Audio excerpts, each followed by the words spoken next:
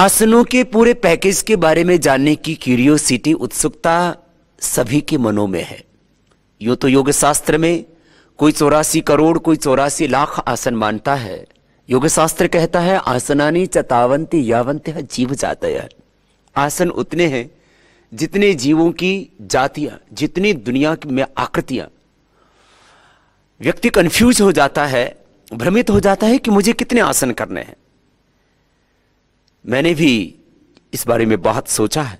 9 वर्ष की उम्र से मैंने योग करना शुरू किया और अब मैं इस निष्कर्ष पर पहुंचा हूं कि यदि मात्र 12 आसन ही कर लिए जाएं तो व्यक्ति को संपूर्ण आरोग्य मिल जाता है।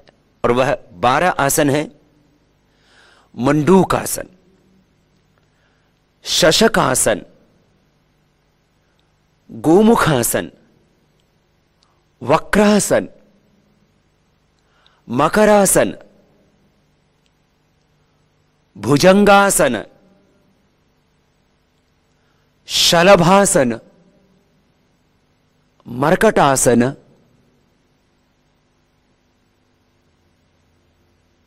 पवन मुक्तासन। एक एक पैर से अर्धहलासन,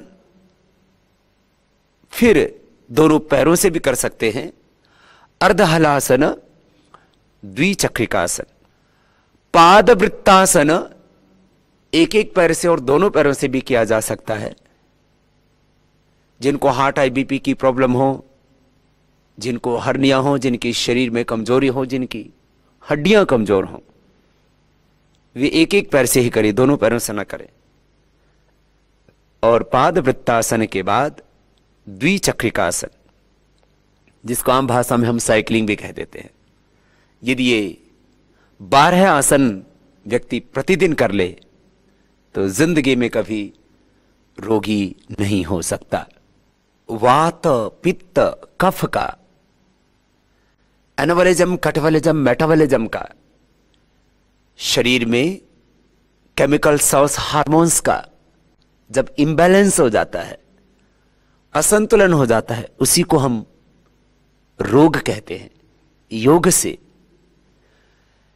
भीतर के सभी केमिकल सोर्स हार्मोन्स का इंबैलेंस खत्म हो जाता है।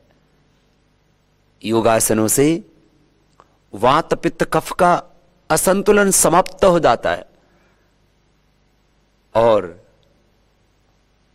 योग से शरीर की एक एक कोशिका से लेकर के, बॉडी के एक एक सेल से लेकर के पूरा सिस्टम हमारा एक्टिवेट हो जाता है, सक्रिय हो जाता है, संतुलित हो जाता है, शक्ति से भर जाता है। सबको शक्ति, स्वास्थ्य, समृद्धि, शांति, संतुष्टि, मुक्ति चाहिए। योग से ये सब कुछ मिलेगा। और योग का करोड़ों लोगों पर प्रयोग करके हम इस परिणाम तक पहुंचे हैं।